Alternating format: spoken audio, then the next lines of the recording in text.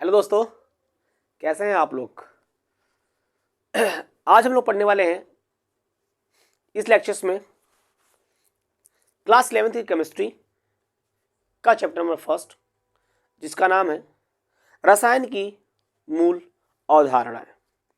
रसायन की कुछ मूल अवधारणाएं। ओके, तो जैसा कि हम लोगों ने कल क्लास 11th की केमिस्ट्री का जो फर्स्ट लेक्चर था उसमें हम लोगों ने केमिस्ट्री की हिस्ट्री देखा, केमिस्ट्री किसे कहते हैं, केमिस्ट्री का डेफिनेशन, उसके प्रकार वगैरह देख लिया।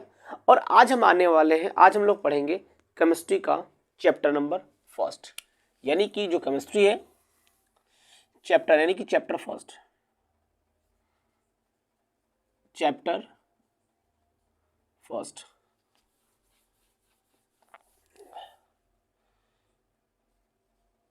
चैप्टर फर्स्ट है। चैप्टर का नाम क्या है?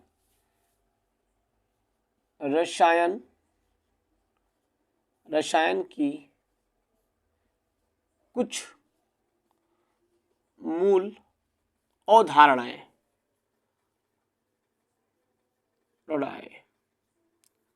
हमको यहां से स्टार्ट करना है, ठीक है ना। ये हमारा चैप्टर नंबर फर्स्ट है क्लास 11th की केमिस्ट्री का। यहां से हम स्टार्टिंग करेंगे। कल हम लोगों ने केमिस्ट्री का हिस्ट्री थोड़ा बहुत पढ़ा, आज हम लोग पढ़ेंगे क्या, ये पार्ट 2 है, उसको लेके हम पार्ट 2 बोलेंगे। ये हमारा पार्ट 2 है, इसमें हम लोग स्टार्ट कर रहे हैं इस चैप्टर को, ठीक है ना। तो इसमें मूल अवधारणाएं का मतलब क्या हुआ कि केमिस्ट्री से स्टार्टिंग कैसे हुई थी, वहां से हम बिल्कुल बात करेंगे यहाँ पर। तो सबसे पहले अगर बात करूं कि इसकी चैप्टर की स्टार्टिंग करने से पहले, तो पहले एक बात करूं, सबसे पहले एक इस यूनिवर्स में क्या खोजा गया? द्रव्य। क्या खोजा गया? द्रव्य। तो पहले बात करता हूं पे द्रव्य क्या होता है। द्रव्य की बातें करूं यहाँ पर, द्रव्य सबसे पहले खोजा गया, द्रव्य खोजा गया, ठीक है ना। द्रव्य, द्रव्य को देखा गया भाई, द्रव्य सिंपल सी बात है। द्रव्य किसे किसे कहेंगे? जिसके पास क्या होगा?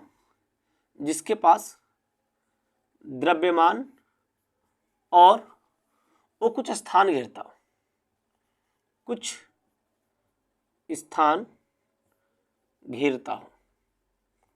समझ में आ रहा बात? नहीं आ रही? यहां पर द्रव्य किसे कहेंगे? द्रव्य उसे कहेंगे जिसके पास कुछ द्रव्यमान हो और जो कुछ स्थान क्या करता हो? घेरता हो, उसमें क्या बोलेंगे? द्रव्य कह देंगे। समझ में? ऐसे बहुत सारे द्रव्य पृथ्वी पर, यानी हमारे आसपास जितनी भी सारी चीजें जिसको हम देख पा रहे हैं, जैसे मान लीजिए कि मार्कर है, एक मार्कर भी क्या एक द्रव्य है। इसको मैंने अपने हैंड पे रखा, रखा कि नहीं रखा? जब मैं इसको मैंने अपने हैंड पे रखा तो इसने कुछ जगह को ऑक्यूपाई कर लिया, कुछ घेर लिया है, इसका मतलब ये द्रव्य है। आई बात समझ? चलिए ठीक। अब यहाँ पर द्रव्य तो खोज दिया गया कि हाँ भाई, जिसके पास द्रव्यमान होगा, जिसको कहीं पे रखने पर कुछ जगह घेर लेगा, उसे हम क्या बोलेंगे? उसे हम बोलेंगे द्रव्य बोल देंगे। ओके, लेकिन कभी कभी क्या हुआ कि द्रव्य जब द्रव्य पे कुछ डिटेल्स में स्टडी करने, जब डीपली स्टडी करना साइंटिस्टों ने करना स्टार्ट कर दिया, तो उन्होंने देखा कि द्रव्य डिफरेंट टाइप्स की मिल रही थी। तो उन्होंने देखा कुछ द्रव्य ऐसे थे जिस पर फोर्स के अकॉर्डिंग, जिसमें फोर्स के अकॉर्डिंग डिवाइड किया गया था कुछ द्रव्य, और कुछ ऐसे थे जो केमिकली रिएक्ट कर रहे थे। तो साइंटिस्टों ने कुछ द्रव्य ऐसे थे जो केमिकली रिएक्ट कर रहे थे, कुछ ऐसे थे जो फिजिकली रिएक्ट कर रहे थे। तो साइंटिस्ट ने क्या किया, कहा कि ऐसा करते हैं, द्रव्य को दो प्रकार से क्लासिफाई करते हैं। तो साइंटिस्टों ने द्रव्य का क्लासिफाई किया किसके किसके अकॉर्डिंग? 2 पार्ट्स के अकॉर्डिंग में। कौन कौन सा? एक हमारा हो जाएगा भौतिकी, यानी भौतिक गुणों के आधार पर, भौतिक गुणों के आधार पर। दूसरा क्या हो जाएगा? दूसरा क्या हो जाएगा? रासायनिक गुणों के आधार पर, रासायनिक गुणों के आधार पर। आई बात समझ? यानी कि जब द्रव्य को साइंटिस्टों ने क्लासिफाई किया, वर्गीकरण किया, तो उन्होंने कहा कि द्रव्य को दो गुणों, द्रव्य की 2 गुण को देखते हुए, यानी कि द्रव्य को भौतिकी गुणों के आधार पर और द्रव्य को रासायनिक गुणों के आधार पर 2 भागों में क्या कर दिया गया? बांट दिया गया। तो जब साइंटिस्टों ने द्रव्य को भौतिक गुणों के आधार पर बांटा, तो उनको द्रव्य 3 प्रकार के दिखाई दिए। कौन कौन सा? पहला हो जाएगा आपका ठोस, दूसरा हो जाएगा आपका द्रव्य, तीसरा क्या हो जाएगा आपका? गैस। समझ में आ रही बात? क्लियर? अब क्वेश्चन उठ जाता है यहां से कि ऐसा क्या रीजन था, ऐसा कौन सा गुण था, ऐसा द्रव्य का ऐसा कौन सा गुण था जिसके अकॉर्डिंग द्रव्य को 3 भागों में बांट दिया गया, ठोस, द्रव या गैस। तो भौतिक ऐसी कौन सी गुण थी? तो एक चीज देखिए, अब ठोस की बात करूं, ठोस, द्रव्य और गैस की बात करता हूं पर। अगर ठोस की बात करता हूं, ये ठोस है, सॉलिड है, ठोस है। अगर मैं इसको प्रेस करूं तो क्या ये इसको प्रेस कर पा रहे हैं? नहीं कर पा रहे हैं। क्यों नहीं कर पा रहे हैं? क्योंकि इसके जो पार्टिकल्स है, छोटे छोटे जो इसके पार्टिकल्स हैं, वो बहुत पास पास हैं और उनके बीच में आकर्षण बल बहुत ज्यादा है। तो क्वेश्चन इसी पे इसका आंसर निकल के आ जाएगा कि क्वेश्चन अगर उठता है कि द्रव्य को भौतिक गुणों के आधार पर, ऐसा कौन सा भौतिक गुण के आधार पर द्रव्य को 3 अवस्था में बांटा गया? तो आकर्षण बल, ठीक है ना, यानी कि द्रव्य के अणुओं के बीच में कार्य करने वाले आकर्षण बल के आधार पर द्रव्य को 3 अवस्था में बांटा गया, ठोस, द्रव्य और गैस। आई बात समझ? ठोस सिंपल से अभी बात करेंगे, डिटेल्स में बात करेंगे, पहले आप समझिए यहाँ पर कैसे कैसे बांटा गया। फिर उसके बाद फिर जब रासायनिक गुण के आधार यानी कि भौतिक गुणों के आधार पर द्रव्य को केवल 3 भागों में बांट दिया गया, ठोस, द्रव और गैस। आई बात समझ? अब कौन से भौतिक गुण? तो बताया कि मैंने उसके अणुओं के बीच में कार्य करने वाले आकर्षण बल, यहां लिख दे रहा हूं, आकर्षण बल, आकर्षण बल के आधार पर द्रव्य को 3 भागों में बांट दिया गया, ठोस, द्रव और गैस। रासायनिक गुणों के आधार पर उन्होंने देखा कि कुछ ऐसे पदार्थ हैं, कुछ ऐसे द्रव्य हैं जो क्या कर रहे हैं, जो केमिकली रिएक्ट कर रहे हैं, जो रासायनिक अभिक्रिया कर रही हैं, जो केमिकली रिएक्ट कर रही हैं। तो उन्होंने कहा कि अगर मैं रासायनिक गुणों के आधार पर द्रव्य को देखूं तो द्रव्य मुझे 2 अवस्था में 2 प्रकार का मिलता है। कौन कौन सा? एक होता है शुद्ध द्रव्य, इसको बोलेंगे शुद्ध पदार्थ। दूसरा क्या हो जाएगा हमारा? पहला शुद्ध पदार्थ, दूसरा हो जाएगा मिश्रण, जिसको हम क्या बोल देंगे? अशुद्ध पदार्थ, अशुद्ध पदार्थ। आई बात समझ? अब शुद्ध पदार्थ, मिश्रण, अशुद्ध मतलब क्या हुआ? शुद्ध किसे बोला गया? क्या हमारे इस यूनिवर्स में कुछ शुद्ध है? अगर हम नॉर्मली अगर बात करूं तो हम लोग घर में अक्सर जो गांव के लोग होते कहते हैं, जो हमारे बुजुर्ग लोग होते क्या कहते हैं कि प्योर दूध लेके, और प्योर वो हमारे लिए प्योर होता है, वो प्योर नहीं होता है, उसमें बहुत सारे जो हमारे पोषक तत्व होते हैं उसके अंदर इन्वॉल्व होते हैं, तो प्योर नहीं होता है। बट हाँ, इनके अकॉर्डिंग प्योर है, क्योंकि भाई उनको उतना स्टडी उनको नहीं पता है कि प्योर किससे बोलेंगे, तो उनके अकॉर्डिंग वो फिक्स है कि प्योर है। बट अगर हम लोग स्टडी कर रहे हैं तो हमारे अकॉर्डिंग वो प्योर नहीं है। क्यों नहीं है? क्योंकि उस दूध के अंदर बहुत सारे पोषक तत्व मिले होते हैं, इसीलिए वो शुद्ध नहीं माना जाएगा। फिर जब शुद्ध कुछ है ही नहीं तो फिर शुद्ध क्यों पढ़ रहे हैं? तो अभी आप लोगों ने 9th में या फिर 10th में आपने कुछ सुना होगा, कुछ ऐसे सोना, चांदी, सोडियम, कार्बन, ये सब क्या है? ये सब तत्व है। समझ में आ रहा बात क्या? अगर ये सब तत्व है तो पक्का ये सब क्या है? शुद्ध पदार्थ है। कैसे? ध्यान से देखिए। अगर मान लो मैंने बोला क्या कि एक बॉक्स है, इसमें क्या है? इसमें मैंने भर दिया हाइड्रोजन गैस भर दिया। तो इसमें भरा हुआ जो हाइड्रोजन गैस है, जब इसके मैंने छोटे छोटे पार्टिकल्स को देखा तो मुझे क्या मिला कि भाई ये तो जो इसके अंदर जो गैस भरा हुआ है, उस गैस के इस बॉक्स के अंदर केवल हाइड्रोजन के ही छोटे छोटे अणु है। मतलब इसके अंदर जो गैस भरा है वो हाइड्रोजन के यानी एक ही प्रकार के अणुओं से मिलकर बना हुआ है, इसलिए इसे क्या बोला गया? शुद्ध बोला गया। तो यानी जितने भी तत्व होते हैं और जितने भी यौगिक होते हैं वो सब क्या होते हैं? शुद्ध पदार्थ, क्योंकि वो एक ही प्रकार के अणुओं से मिलकर बने होते हैं, या एक ही प्रकार के परमाणु से मिलकर बने होते हैं। आई बात समझ? तो शुद्ध पदार्थ को उन्होंने 2 भागों में बांटा। अशुद्ध पदार्थ किसे उन्होंने क्या बोला कि ऐसा पदार्थ जो केवल एक ही प्रकार के अणुओं से मिलकर बना होता है उसमें क्या बोलेंगे? या एक ही प्रकार के कणों से मिलकर बना होता है उसमें क्या बोलेंगे? शुद्ध पदार्थ बोल देंगे। तो उन्होंने कहा कि ऐसी कंडीशंस में 2 ही चीज तुमको शुद्ध मिल सकती है। पहला हो जाएगा तत्व, दूसरा हो जाएगा यौगिक। दूसरा क्या हो जाएगा आपका? यौगिक। आई बात समझ? शुद्ध पदार्थ 2 अवस्था मिलेगा। शुद्ध पदार्थ किसे बोलेंगे? जो केवल एक ही प्रकार के कणों से मिलकर बना होता है उसमें क्या बोलेंगे? शुद्ध पदार्थ। और जब शुद्ध पदार्थ पर जब डीपली स्टडी किया गया तो वहां पर क्या पाया गया? तत्व और यौगिक। यानी शुद्ध पदार्थ 2 भागों में बटा होता है, तत्व और यौगिक में।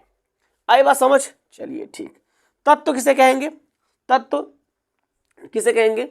यानी कि जो एक ही प्रकार के परमाणु यानी तत्व का छोटा भाग क्या होता है, परमाणु होता है। परमाणुओं से मिलकर तत्व क्या होता है, बना होता है। यौगिक क्या होता है, यौगिक का सबसे छोटा कण अणु बोलते हैं, यानी एक ही प्रकार के अणुओं से मिलकर बना होता है। अभी इतना ही जानो, अब इस पे डिटेल्स अभी हम बात करेंगे डेफिनेशन के साथ में। आगे देखिए, यहाँ पर जो मेरा मिश्रण है, जो हमारा मिश्रण है, ये मिश्रण किसे बोलेंगे।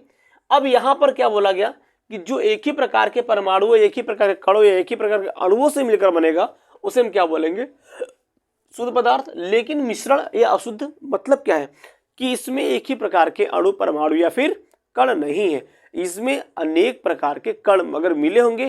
कोई चीज आपने लिया, जैसे मान लो चावल और गेहूं ले लो, अगर उनको मिला दो तो क्या वो प्योर है, नहीं है। क्यों, क्योंकि उसमें क्या, उसमें चावल मिला हुआ है और गेहूं मिला हुआ है। चावल एक अलग हो गया, गेहूं एक अलग हो गया, मतलब क्या हुआ, वो मिश्रण हो गया, वो हमारा अशुद्ध पदार्थ हो गया। आई बात समझ। तो अशुद्ध पदार्थ हो गया। अब मान लो कि मैंने बोला चीनी और गेहूं चावल ले लो, तो क्या जब गेहूं चावल को जब मिला देंगे तो हम तो बता, बाद में मैं पूछूं अगर आपसे कि क्या आप इसमें बता सकते हो गेहूं चावल, तो सर बिल्कुल बता सकते हैं सर, इजीली ये बिल्कुल बता सकते हैं कि इसमें गेहूं क्या है, चावल क्या है। ठीक है ना, एक ये हो गया एग्जाम्पल। अच्छा, अगर मान लो मैं आपको दूं क्या, एक गिलास ले लो, उसमें अगर मैं पानी दे दूं, चीनी दे दूं, और मैं कहूँ बताओ बेटा इसको अच्छे से डिसॉल्व कर दूं, और कहूँ मत बताओ कि चीनी दिखाई दे रहा है, तो आंसर आपको क्या आएगा, सर नहीं। नहीं, उसमें भी आपने गिलास में भी पानी डाला और क्या डाला, नमक चीनी डाला और घोल दिया, उसमें भी दो चीज लिया आपने, लेकिन उसमें आप बता नहीं पा रहे उसमें चीनी है कि नहीं है। और अगर दूसरी बात करूं, पहले वाले एग्जाम्पल में, पहले हमने चावल गेहूं लिया था, उनको मैंने मिलाया, तो हमने क्या देखा, हम बता पा रहे हैं कि इसमें क्या कहते हैं, इसमें गेहूं है और इसमें चावल है, लेकिन उसको बिना टेस्ट किए हम बता नहीं सकते कि इसमें चीनी है कि इसमें नमक है। आई बात समझ। यानी कि उसमें हम दूसरे पानी के अलावा किसी और पदार्थ को बिना टेस्ट किए नहीं बता सकते कि उसके अंदर क्या मिला हुआ है। इसका मतलब क्या हुआ कि मिश्रण तो हमको दो प्रकार का मिला। कौन कौन मिला, एक हो गया समांगी मिश्रण, जो आपका चीनी और पानी का जो मिश्रण था ना, वो कैसा था, समांगी मिश्रण था। कैसा समांगी था, समांगी मिश्रण। और जो चावल और गेहूं का मिश्रण था वो कैसा था, विषमांगी मिश्रण। क्या था, विषमांगी मिश्रण था। आई बात समझ। ये रहा आपका डिटेल्स में सारी बातें करेंगे। अभी एक एक को हम लोग अच्छे से एक्सप्लेन करेंगे। तत्व की भैया, तत्व की बात चलेगी आगे। तत्व भी होते हैं तीन प्रकार के, धातु, अधातु और उपधातु, वहां पे बात करेंगे अभी इसके बारे में। ठीक है ना, तो यहां तक पहले इसको नोट करिए, फिर आगे बात करते हैं। फटाफट इसको नोट करिए। चलिए ठीक, अब हम बात करते हैं, एक एक के डेफिनेशन को देखते चलेंगे, समझते चलेंगे। ओके, चलिए देखिए, यहां से बिल्कुल बेसिक स्टार्ट हो रहा है केमिस्ट्री का आपका। बिल्कुल अच्छे से पढ़ना है, नोट्स बनाते रहना आपको, ठीक है ना। अब इसको मैं एक एक करके अच्छे से एक्सप्लेन करूंगा। ओके, देखिए पहला क्या हेडिंग क्या था, पहला हेडिंग क्या था, द्रव्य। द्रव्य किसे बोलेंगे, मैटर किसे बोलेंगे। अभी मैंने डेफिनेशन क्या बताया था कि हमने मार्कर लिया, इसको अपने हैंड पे रखा, तो हमने कहा सर कुछ वेट है, सर ये वेट है इसका, सब कुछ इसका कुछ द्रव्यमान है, और इसको मैं अपने हैंड पे रखा, इसका मतलब कुछ जगह ऑक्यूपाई कर ले, घेर ले रहा है। इसका मतलब क्या हुआ, तो सर पदार्थ है, ये द्रव्य है सर। कैसे हमने बोला कि जिसके पास कुछ द्रव्यमान हो, यह बोल सकते हैं कि जिसके पास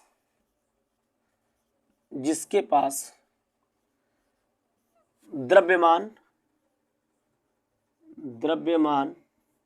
हो तथा वह कुछ स्थान को घेरता हो, उसे द्रव्य कहते हैं। आई बात समझ। यानी कि द्रव्य किसे बोलेंगे, जिसके पास द्रव्यमान हो और वह कुछ स्थान क्या करता हो, घेरता हो, उसे क्या बोलेंगे, द्रव्य। क्या बोल देंगे, द्रव्य। अब यहां पर ध्यान से देखिए, अब क्या चलेगा, द्रव्य का वर्गीकरण। द्रव्य का वर्गीकरण, तो द्रव्य को दो प्रकार से इसका वर्गीकरण किया गया। पहला कौन सा, पहला भौतिक गुणों के आधार पर, दूसरा रासायनिक गुणों के आधार पर। आई बात समझ? अभी हमने यही बताया था कि अभी हमने बताया था क्या कि द्रव्य को हम दो प्रकार से इसका वर्गीकरण करेंगे, पहला भौतिक गुणों के आधार पर, दूसरा रासायनिक गुणों के आधार पर। आई बात समझ? चलिए अब यहां पे देखते हैं, पहले हम हेडिंग लगाते हैं क्या, भौतिक गुणों के आधार पर। भौतिक गुणों के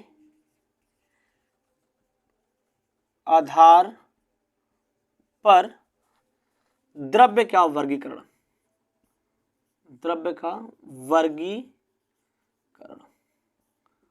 ठीक,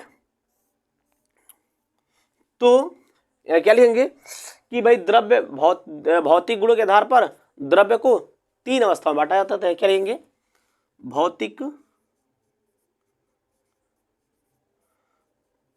गुणों के आधार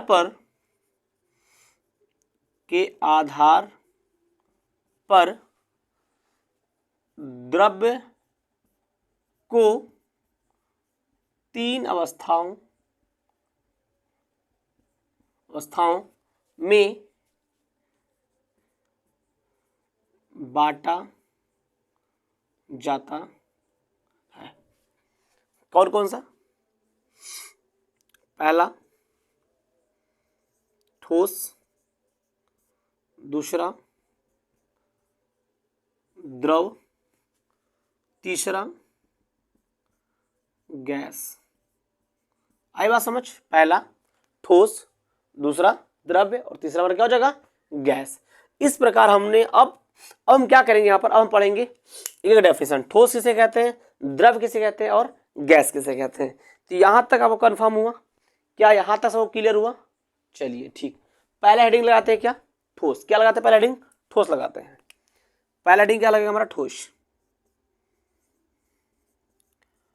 अब ठोस किसे कहेंगे, ठोस किसे कहेंगे, यानी कि वह द्रव्य जिसके अणु या बोल सकते हैं जिसका आयतन और आकार क्या निश्चित हो। जैसे मान लो क्या हुआ, ये ठोस है, ठीक है ना, ठोस है, जैसे अभी आकार का यहाँ पे दिख रहा है, अगर इसको कहीं फेंको तो क्या मार्कर पतला हो जाएगा, गोल हो जाएगा? नहीं ना, जिस शेप में उसी शेप में रहेगा। इसका मतलब इसका आकार निश्चित है। दूसरी बात, अगर मान लो जितना स्थान ये यहाँ पे घेर रहा है, इसको जहां फेंकोगे उतना ही स्थान घेरेगा। मतलब क्या, स्थान घेरने का मतलब इसका आयतन, जितना आयतन यहाँ घेर रहा है उतना आयतन वहां घेरेगा। मतलब क्या हुआ, इस मार्कर का आकार भी निश्चित है, जितना जैसा आकार में यहाँ दिख रहा है, इसको अगर मैं वहां फेंकता हूं तो वहां पर भी ये ऐसे ही दिखेगा। दूसरी बात आयतन की, जितना आयतन वो अपने हैंड पर घेर रहा है उतना ही आयतन कहाँ घेरेगा, जहां पर जाकर ये गिरेगा वहां पर भी उतना आयतन घेरेगा। मतलब क्या हुआ कि ठोस का आयतन और आकार क्या होता है, निश्चित होता है।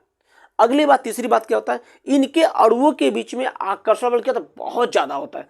तभी तो इसको प्रेस नहीं कर पा रहे, इसको कब प्रेस कर पाएंगे, जब इनके अणुओं के बीच में जो आकर्षण बल लगा हुआ है, जब उससे ज्यादा बल इस पर लगा पाए तब जाके क्या हो जाएगा, टूट जाएगा। आई बात समझ? मतलब तीन बात हमने ध्यान दिया, क्या, ठोस के आयतन आकार निश्चित होते हैं और इनके अणुओं के बीच आकर्षण बल भी क्या होता है, बहुत ज्यादा होता है। तो डेफिनेशन कैसे लिखेंगे, यानी कि वह द्रव्य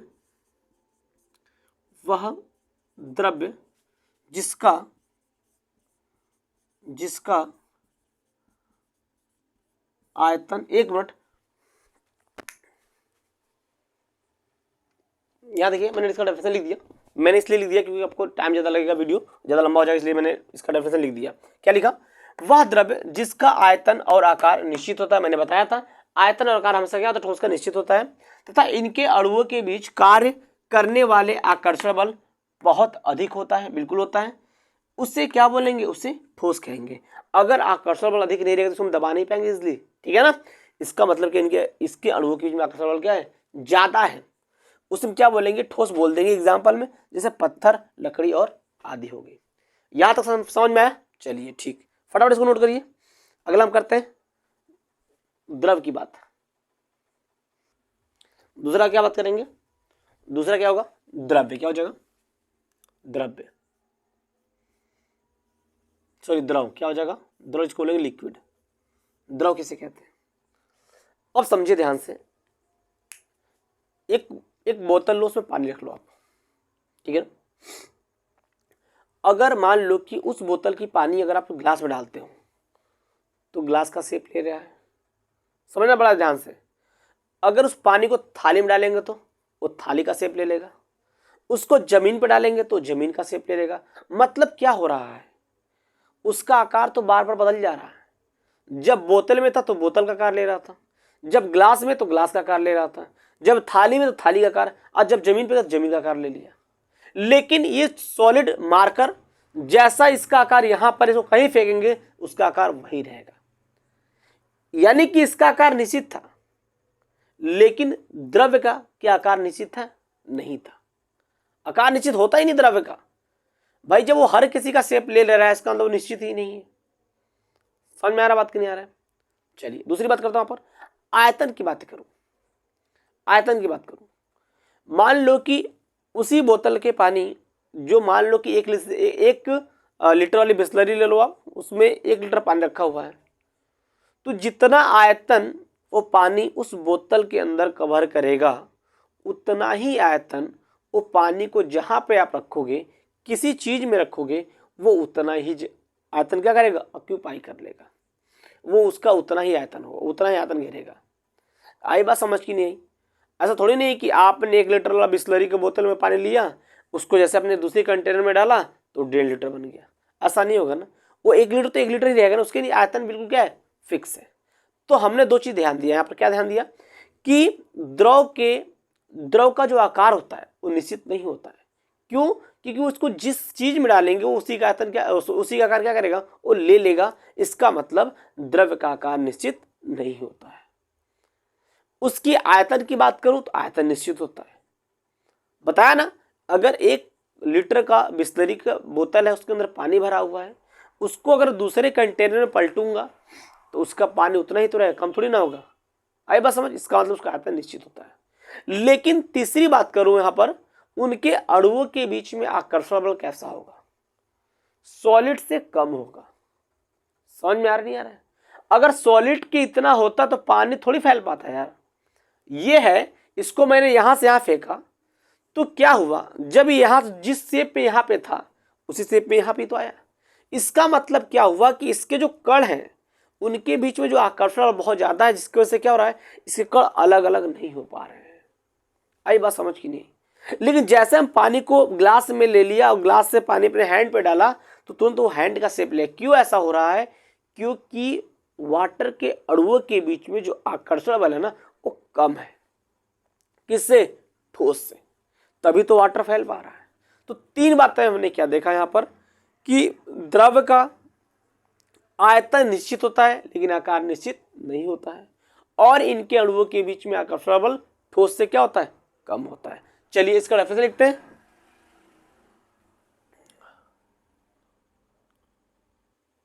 देखिए दूसरा, द्रव्य क्या होता है, सॉरी द्रव क्या होता है।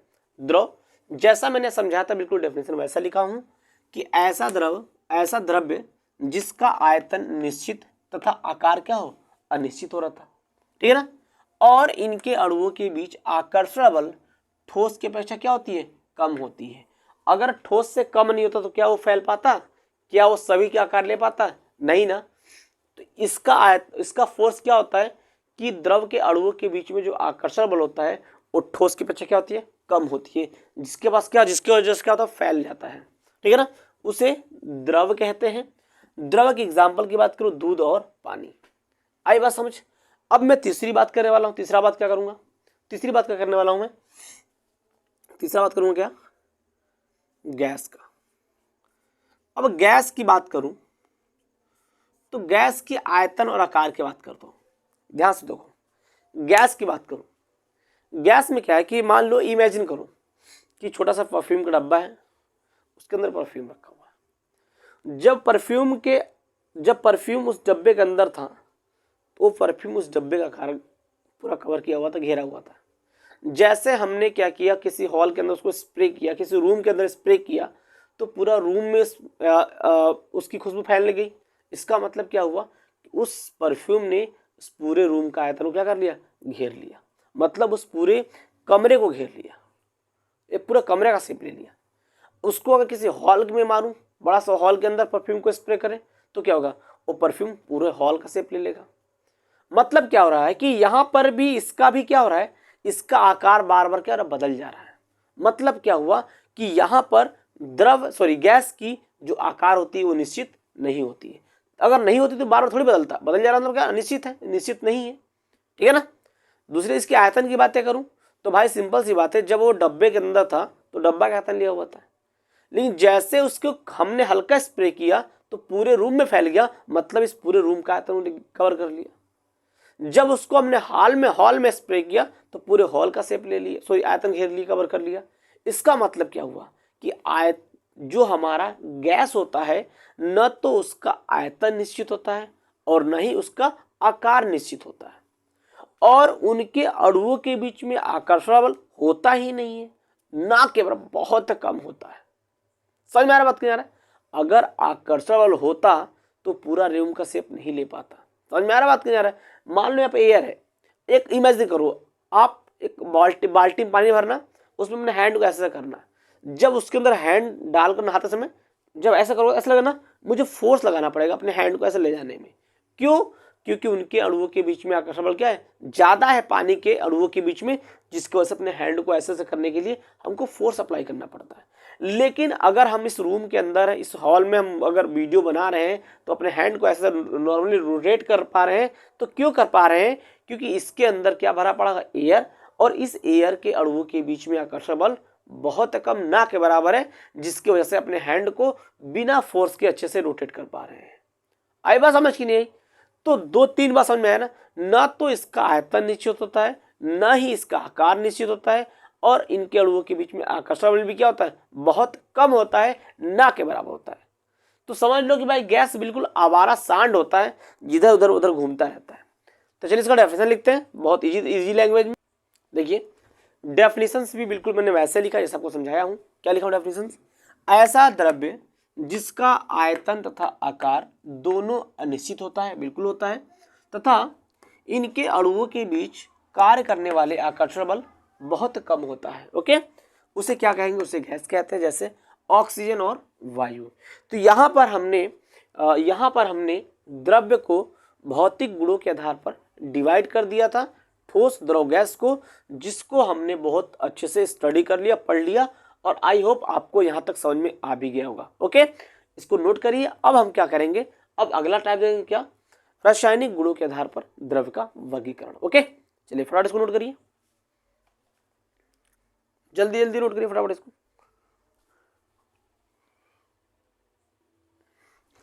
अब दूसरा क्या पढ़ेंगे, पहला भौतिक गुणों के आधार पर तो हो गया, दूसरा सेकंड रासायनिक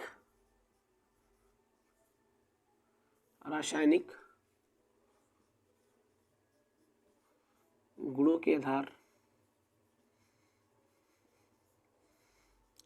पर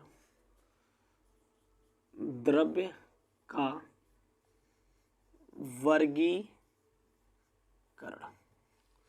तो यहाँ पर रासायनिक गुणों के आधार पर द्रव्य को 2 भागों में बांटा गया, जैसे बताया था। पहला क्या हो जाएगा इसका,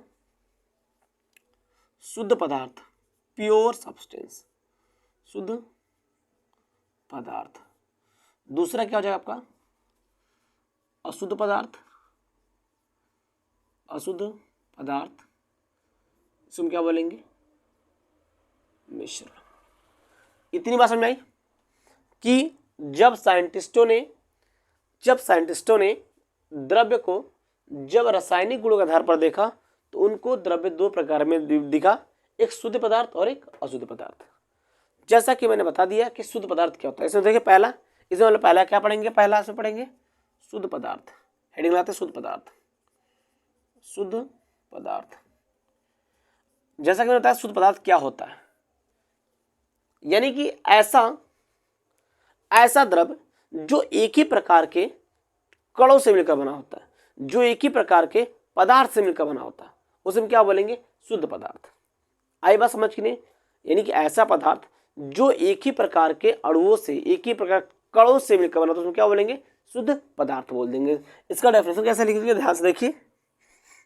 अब एक एग्जांपल समझिए शुद्ध पदार्थ का मतलब। जैसे मैंने बोला क्या कि समझने के लिए ध्यान से देखिए। जैसे मैंने बोला क्या कि मैंने एक बॉक्स लिया, इस बॉक्स में मैंने क्या भर दिया? इसमें मैंने भर दिया कार्बन, या कुछ भी भर लो, ऑक्सीजन भर दो, कुछ भी भर दो। हमने भर दिया कार्बन, भर दिया। तो जब हमने इस कार्बन को, जब हमने इसके अंदर कार्बन को भर दिया और जब हमने उसको डीपली स्टडी किया, तो हमको क्या कार्बन के छोटे छोटे कण दिखाई दे रहे हैं। हमने मान ले रहे कण इतना होता नहीं है, बट इमेजिन कर लीजिए कि कार्बन के कण है। ये सब कार्बन क्या है? सब कार्बन के कण है, जो इस रेक्टेंगल से भी बना हुआ है। समझ में आ रहा बात? सबके कार्बन के कण है। 1 2 3 4 5 6 7 8 9 कार्बन के कण हमको दिख रहे हैं इस बॉक्स के अंदर, जब मैंने कार्बन को फिलअप किया था। और हमने क्या देखा कि इसके अंदर केवल कार्बन के ही छोटे छोटे कण हैं। मतलब क्या है कि इसके अंदर जो कार्बन भरा है वो कार्बन के छोटे छोटे कणों से ही मिलकर बना हुआ है, उसमें कोई दूसरा कण नहीं गया है। इसका मतलब क्या हुआ कि कार्बन एक ही प्रकार के कार्बन के कणों से मिलकर बना हुआ है, इसीलिए इसे क्या बोला गया? शुद्ध पदार्थ बोल देंगे। आई बात समझ? चलिए ठीक। इसका डेफिनेशन कैसे लिखेंगे शुद्ध पदार्थ का? ओके, लिखते हैं डेफिनेशन। इसका डेफिनेशन मैंने क्या लिखा? बिल्कुल वैसे लिखा जैसा मैंने समझाया था कि ऐसा द्रव्य जो एक ही प्रकार के कणों से मिलकर बना होता है, उसे क्या बोलेंगे? उसे हम बोल देंगे शुद्ध पदार्थ बोल देंगे। आई बात समझ? एग्जाम्पल की बात करूं तो इसका देखिए एग्जाम्पल क्या क्या ले सकते हैं इसमें। एग्जाम्पल में क्या ले लिया? कार्बन, कार्बन ले लिया हमने, जल ले लिया आदि। सब क्या है? सब कार्बन के, ये सब शुद्ध पदार्थ के तो एग्जाम्पल है। कार्बन, जितने भी तत्व होते हैं सारे तत्व क्या शुद्ध पदार्थ के एग्जाम्पल होते हैं। कंपाउंड यौगिक जितने भी यौगिक होते हैं सब क्या होते हैं? सब शुद्ध पदार्थ के तो एग्जाम्पल्स होते हैं। अब यहाँ पर हम क्या पढ़ेंगे? शुद्ध पदार्थ का वर्गीकरण। देखिए ध्यान से देखिए, हेडिंग डालेंगे शुद्ध पदार्थ के प्रकार। यानी कि शुद्ध पदार्थ के कितने प्रकार होते हैं? तो इसको भी 2 भागों में बांट दिया गया। कौन कौन से? पहला तत्व, दूसरा यौगिक। क्या हो जाएगा? यौगिक। पहला तत्व, दूसरा यौगिक। अब हम इसका डेफिनेशन देंगे तत्व और यौगिक का। ओके, चलिए यहां तक नोट हो गया आपका? चलिए बहुत बढ़िया, फटाफट आगे बात करते हैं। देखिए इतना डिटेल्स में आपको समझा रहा हूं तो इतना इजी तरीके से फिर आपको बुक में भी नहीं मिलने वाला है, ठीक है ना? इसको अच्छे से नोट करते रहिए, नोट्स बनाते रहिए। चलिए हेडिंग क्या पढ़ेंगे हम लोग? तत्व पढ़ेंगे। क्या पढ़ेंगे? पहला हेडिंग क्या था? तत्व, क्योंकि इंग्लिश में क्या बोलते हैं? एलिमेंट। तत्व किसे बोलेंगे? अब ध्यान से देखिए, मैंने क्या भरा था अभी इससे पहले, कुछ देर पहले जब मैं पढ़ा तो मैंने बोला था एक बॉक्स में क्या भरा पड़ा है?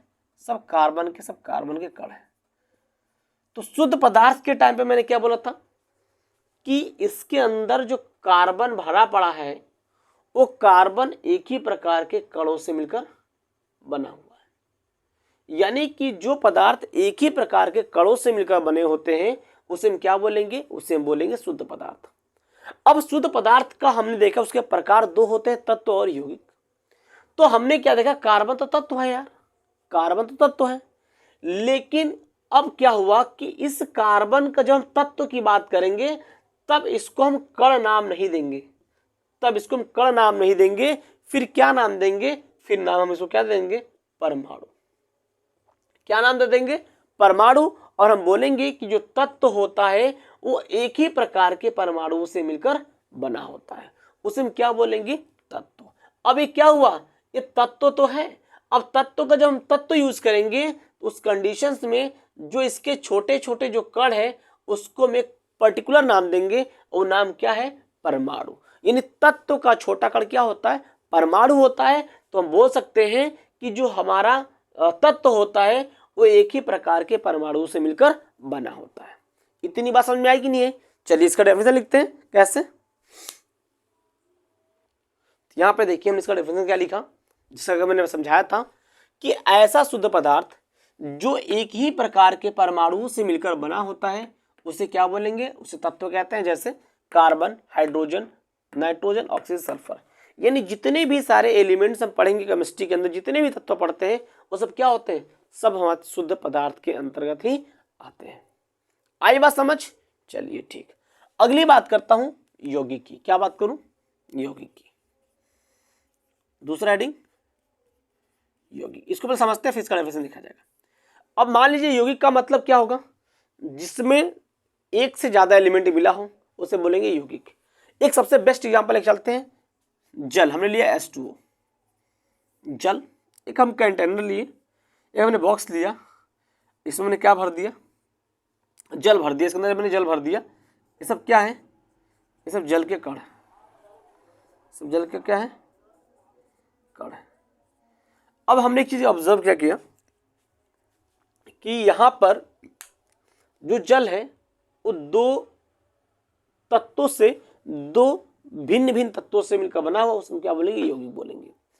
या फिर इसका अलग एग्जांपल क्या देंगे, ध्यान से देखिए, इसका अलग डेफिनेशन क्या होगा कि जो हमारा जल है वो क्या है, एक यौगिक है। और जब इसको हमने कंटेनर में भरा, अब भरने के बाद जब मैंने इसके एक एक अणुओं को या फिर वो इसके एक एक कण को जब मैंने इसको चेक किया तो हमने क्या पाया, ये सारे तो जल के अणु ही है। मतलब क्या हुआ, जब इसको हमको शुद्ध पदार्थ का जब परिभाषा देना होगा तो हम क्या बोलेंगे कि ऐसा पदार्थ जो एक ही प्रकार के कणों से मिलकर बना होता है। तो शुद्ध पदार्थ के जब डेफिनेशन दें क्या बोलेंगे, इसको कण बोल देंगे। सब क्या है, ये सब कण ही तो है। इसके बॉक्स के अंदर सब एक ही प्रकार के तो कण है, कुछ अलग अलग कण है क्या, नहीं है। लेकिन साइंटिस्टों ने कहा कि जब मैं यौगिक की बात करूंगा तब इसका नाम हम कण ना देकर इसका नाम क्या देंगे, अणु। क्या नाम देंगे इसको, अणु। तब साइंटिस्टों ने कहा कि जो मेरा यौगिक होता है वो एक ही प्रकार के अणुओं से मिलकर बना होता है। तो यहां पर देखिए, जो इसके अंदर जल भरा पड़ा है, जल मेरा यौगिक है। और जब हमने उसके अंदर जो जल मैंने भरा था, जब हमने उसके एक एक कणों को देखा तो हमने क्या देखा कि ऐसा है भाई, ये तो सब केवल जल के ही अणु है। मतलब क्या है कि उन्होंने कहा कि जब जल के अणु है इसका मतलब क्या है, ये शुद्ध पदार्थ है, क्योंकि ये सब एक ही प्रकार के अणु है। जब एक ही प्रकार के अणुओं से मिलकर बना तो हम क्या बोलेंगे, उसे हम यौगिक बोलेंगे। यानी ऐसा शुद्ध पदार्थ जो एक ही प्रकार के अणुओं से मिलकर, अब इसको परमाणु नहीं बोलेंगे, तत्व के लिए क्या यूज कर रहे थे, यहाँ पर परमाणु यूज कर रहे थे, लेकिन यौगिक के लिए क्या यूज करेंगे, अणु यूज करेंगे, कि जो एक ही प्रकार के अणुओं से मिलकर बनेगा उसमें क्या बोलेंगे, यौगिक। Control control control. एक बात और देखो, ध्यान से देखो यहाँ पर, अब ये जो मेरा अणु है, ये अणु हमने किसको बोला, इसके भाग को बाहर निकालते हैं, H2O ने बाहर निकाला और इसको हमने क्या बोला, इसको हमने अणु नाम दिया। ठीक है, चलिए आगे बात करते हैं। यहां पर हमको दो तत्व दिख रहे हैं, एक हाइड्रोजन और एक क्या है, ऑक्सीजन। जब ये अलग तत्व होगा तो इसका एक अलग परमाणु होगा कि नहीं होगा, और ऑक्सीजन तत्व, इसका मतलब इसका भी एक अलग परमाणु है। मतलब क्या हुआ कि जो मेरा अणु बना है वो भिन्न भिन्न प्रकार के परमाणुओं से मिलकर ही बना हुआ है। क्वेश्चन पूछ लिया जा सकता है कि अणु किससे बना होता है, तो अणु भिन्न भिन्न प्रकार के परमाणुओं से मिलकर बना होता है। कैसे, जब मैंने H2O को साथ में लिया तो मैंने बोला ये अणु है। जब मैंने H2O को बिल्कुल डीपली स्टडी किया तो हमने देखा कि उसमें H है, इसका मतलब H के परमाणु उसके अंदर है। अगर ऑक्सीजन है, इसका मतलब ऑक्सीजन का परमाणु है।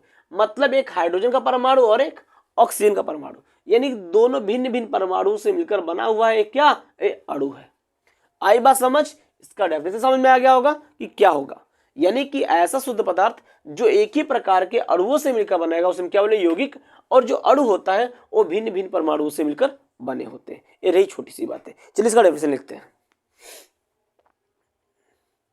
मैंने क्या डेफिनेशन लिखा है इसका, कि ऐसा शुद्ध पदार्थ जो एक ही प्रकार के अणुओं से मिलकर बना होता है उससे हम क्या बोलेंगे, यौगिक बोलेंगे। जैसे एग्जांपल में ध्यान से देखिए, H2 हमारा एक यौगिक है, NaCl ये भी हमारे यौगिक है, सब क्या हमारे यौगिक है। आई बात समझ की नहीं। तो यहां पर कंफर्म क्या हुआ कि जब हम द्रव्य को जब क्लासिफाई किए थे तो दो भागों में क्लासिफाई किए थे, किसके अकॉर्डिंग, रासायनिक गुणों के आधार पर, शुद्ध पदार्थ और किसमें, अशुद्ध पदार्थ में। शुद्ध पदार्थ का हमने डेफिनेशन देखा कि जो एक ही प्रकार के कणों से मिलकर बना उसे शुद्ध पदार्थ बोलेंगे। तो हमने क्या देखा कि जब उसको उन्होंने डीपली स्टडी किया तो उनको दो प्रकार के शुद्ध पदार्थ दिखाई दिए, एक तत्व और दूसरा क्या यौगिक। उन्होंने बोला कि जो तत्व होता है वो एक ही प्रकार के परमाणुओं से मिलकर बना होता है, और जो यौगिक होता है वो एक ही प्रकार के अणुओं से मिलकर बना होता है, और जो अणु होता है वो भिन्न भिन्न प्रकार के परमाणु से मिलकर बने होते हैं। आई थिंक यहाँ पर आपका ये टॉपिक यहाँ पर फिनिश हुआ। अब मैं बात करता हूँ किसका, अशुद्ध पदार्थ का। एक बात विशेष ध्यान देना, और यहाँ पर तत्व का मैंने यहाँ पे वर्गीकरण नहीं किया। तत्व होते हैं तीन, कौन कौन से, धातु, अधातु और उपधातु। धातु किसे बोलेंगे, जो इलेक्ट्रॉन को त्याग करके धनायन बनाने की क्षमता रखता हो। समझ में आ रहा बात क्लियर है, जो इलेक्ट्रॉन को त्याग करके धनायन बनाने की क्षमता, उसमें क्या बोलेंगे, उसमें क्या बोलेंगे, धातु बोलेंगे। अधातु मतलब जो इलेक्ट्रॉन को ग्रहण करके ऋणायन बनाने की प्रवृत्ति रखते, उसमें क्या बोलेंगे, अधातु बोल देंगे। और उपधातु का मतलब क्या हुआ, ऐसा धातु या ऐसा तत्व जिसमें धातु और अधातु दोनों का गुण पाया जाता हो, उसमें क्या बोलेंगे, उपधातु बोल देंगे। आई बात समझ, नहीं समझ में आते एक बार ध्यान से देखिए, यहाँ पर एक बार समझिए ध्यान से देखिए। जैसे मान लीजिए बॉय, गर्ल और किन्नर, तीन चीज मैंने माना, बॉय, गर्ल और किन्नर। हमने क्या माना कि बॉय हमारा मैंने क्या माना, मेटल, धातु हो गया। ये क्या हो रहा, नॉन मेटल मतलब अधातु हो गया, धातु धातु। और ये क्या हो हमारा, मेटालॉइड्स, मेटालॉइड्स मतलब उपधातु। समझ में आ रहा बात नहीं आ रहा है, यानी कि जो बॉय है वो क्या कहलाया हमारा, मेटल, जो ये नॉन मेटल, और ये इसके अंदर दोनों की गुण पाई जाती है ना, इसका मतलब किन्नर। और इसके अंदर दोनों गुण पाया जाएगा मतलब क्या हुआ, हमारा उपधातु हो जाएगा। इसकी क्वालिटी क्या है कि इलेक्ट्रॉन को क्या करेगा, त्यागेगा, क्या करेगा, त्यागेगा और क्या बना देगा, धनायन बनाएगा।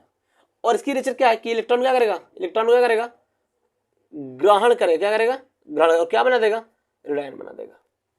उसमें क्या बोलेंगे, उपधातु, सॉरी अधातु बोल देंगे। उपधातु का मतलब जिसके अंतर्गत धातु और अधातु दोनों के गुण पाए जाते हैं, उसमें क्या बोलेंगे, उपधातु। एग्जाम्पल की बात करें तो इसका सोडियम ले सकते हैं आप एग्जाम्पल, एल्यूमिनियम ले सकते हैं एग्जाम्पल।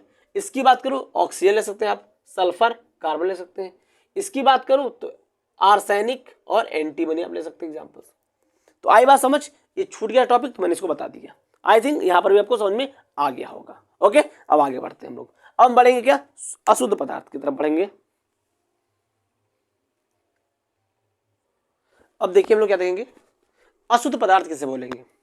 शुद्ध क्या था, जो एक ही प्रकार कणों से मिलकर बना था। अशुद्ध का मतलब क्या हुआ कि ऐसा द्रव्य जो दो या दो से अधिक प्रकार के पदार्थों से मिलकर बना होता है, उसमें क्या बोलेंगे, उसे बोलेंगे अशुद्ध पदार्थ बोल देंगे।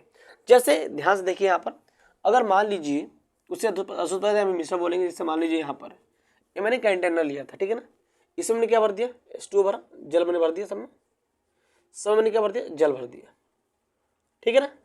जब इसके अंदर मैंने जल भरा और इसके अंदर मैंने एक कण को देखा तो मैं क्या मिला, हमको मिला कि ये H2O का है। अगर हमने इसमें से एक कण निकाला, इसमें मैंने क्या डाल दिया, NaCl डाल दिया। जब मैंने NaCl डाला तो हमने क्या देखा भाई कि ऐसा है कि जो पदार्थ बना है वो एक ही प्रकार के कण नहीं है, एक ही प्रकार के पदार्थ नहीं है, एक ही प्रकार के परमाणु नहीं है, वो भिन्न भिन्न प्रकार के हैं। इसका मतलब ये क्या कहलाया, फिर एक हो गया आपका मिश्रण या फिर अशुद्ध पदार्थ। इसको बोलेंगे अशुद्ध पदार्थ या फिर क्या बोलेंगे, इसको मिश्रण बोलेंगे। इसे हम शुद्ध पदार्थ नहीं बोल सकते। क्यों, क्योंकि इसमें भिन्न भिन्न प्रकार के पदार्थ से मिलकर बना है, या फिर अणुओं से मिलकर बना है, या फिर परमाणु से मिलकर बना हुआ है। आई बात समझ, चलिए आगे बढ़ते ध्यान से। तो यहाँ पर एग्जाम्पल देखा, जैसे जल और चीनी का मिश्रण, जल प्लस रेत का मिश्रण हुआ। ये सब क्या हो जाएंगे, दो चीज मिल रहा है अशुद्ध पदार्थ, दो चीज मिल रहा है अशुद्ध पदार्थ, मिश्रण हो गया। हमने कहा था मिश्रण के प्रकार, मिश्रण दो प्रकार के होते हैं, कौन कौन से, समांगी मिश्रण और विषमांगी मिश्रण। अब यहाँ पर समांगी मिश्रण किसे बोलेंगे, ऐसा मिश्रण जिसमें दो या दो से अधिक पदार्थ एक समान अनुपात में, एक समान अनुपात में मिला हो, उसे समांगी मिश्रण कहते हैं। अब समान अनुपात का मतलब ये नहीं हुआ कि आपने 1 लीटर या 1 किलो पानी लिया तो 1 किलो चीनी ले लो, इसका मतलब ये नहीं होता है। समानुपात का मतलब होता है कि अगर आपने चीनी और पानी को घोल बनाया तो पानी के हर 1 ml में चीनी की मात्रा समान होनी चाहिए। मतलब मान लो जैसे कि आपने एक बीकर ली और उस बीकर में हमने क्या लिया, मान लो कि हमने एक बीकर लिया और इस बीकर हमने क्या कर दिया, वाटर, इसमें हमने क्या डिजोल्व कर दिया, चीनी डिजोल्व कर दिया। ठीक, जब इसमें चीनी घोला तो हमने अगर हम उसको जहाँ से यहाँ से यहाँ से या फिर यहाँ से कहीं से भी टेस्ट करूँ, हर जगह से अगर टेस्ट सेम आ रहा है, कहीं पे फीका कहीं पे ज़्यादा नहीं है, इसका मतलब है हमारा समानुपात में मिला हुआ है। आई बात समझ? तो जो मिश्रण हमारे समानुपात में मिले होते हैं उसे क्या बोलेंगे? समांगी मिश्रण। जैसे जल और चीनी का मिश्रण, जल और नमक का मिश्रण आदि। तो आई बात समझ? ये क्या था? समांगी मिश्रण। अब क्या देखेंगे? विषमांगी मिश्रण किसे कहते हैं? चलिए इसका डेफिनेशन देखते हैं। अब यहाँ पे देखिए ध्यान से, क्या है विषमांगी मिश्रण? मतलब क्या हुआ कि विषमांगी जो समानुपात में ना मिला हो। जैसे ध्यान से देखिए यहाँ पर, ऐसा मिश्रण जिसमें दो या दो से अधिक पदार्थ एक समानुपात में नहीं मिला होता, एक समानुपात में नहीं मिला होता है, उसे हम क्या बोलेंगे? विषमांगी मिश्रण बोल देंगे। जैसे जल और रेत का मिश्रण, जल और तेल का मिश्रण। इमेजिन करो आप, अगर मैं आपको एक गिलास पानी दूं और उसमें रेत और रेत दूं, मैं कहूं कि उसको मिलाओ खूब, आप खूब अच्छे से घोलो, घोल तो खूब दोगे, खूब घोलोगे, खूब डिसॉल्व करोगे, लेकिन डिसॉल्व करने के कुछ देर के बाद आप क्या देखोगे कि उसके जो बालू था वो तली में बैठ गया। और अगर मैं आपसे पूछूं कि बताओ उस गिलास में क्या मिला हुआ है, तो आप इजीली बता दोगे सर इस गिलास में पानी और रेत का मिश्रण है। इसका मतलब वो समानुपात में नहीं मिला हुआ, इसका मतलब वो कैसा मिश्रण है? विषमांगी मिश्रण है। ऐसे ही ऑयल की बात करूं, ऑयल और जल की बात करूं, आप खूब तेल में पानी डालो, खूब मिला दो, खूब मिल जाएगा, लेकिन कुछ टाइम के बाद क्या होगा? तेल ऊपर आ जाएगा और जल हमारा नीचे हो जाएगा। इसका मतलब ये भी क्या हमारा विषमांगी मिश्रण का एग्जाम्पल। तो इस प्रकार हमारा यहाँ पर ये जो द्रव्य के वर्गीकरण, द्रव्य किसे कहते हैं, ये सारे टॉपिक्स थे, यहाँ पे क्लियर हुआ। अब हम अगले वीडियो में बात करेंगे अगला टॉपिक लेकर। ओके, तब तक के लिए बाय।